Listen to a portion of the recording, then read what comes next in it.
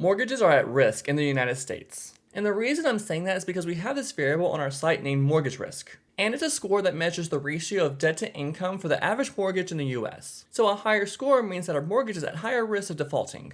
And a lower score means that it's not as high risk. And an ideal score would be 2.5, but the country's at a 3.23. So let's find some cities that are even higher than that score. So basically, cities where the average mortgage is at high risk of defaulting. The first city I'm going to highlight with a high mortgage risk is Miami with a score of 3.57.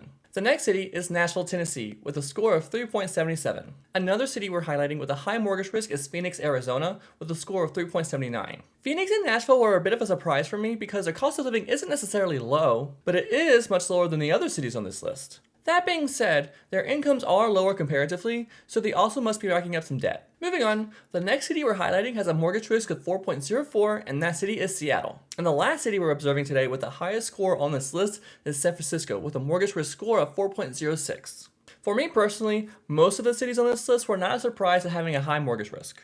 It's pretty commonly known that even with the high incomes of Seattle and San Francisco, they have an exorbitantly expensive housing market. So that's going to shift that ratio for debt higher. But Nashville and Phoenix were definitely a surprise, and it makes me want to go find other surprises on the site. And remember, this is a new variable on our site, so if you're curious about the county that you live in, go check it out right now. All mortgage risk data was sourced from Ursus.com, and be sure to follow to learn why.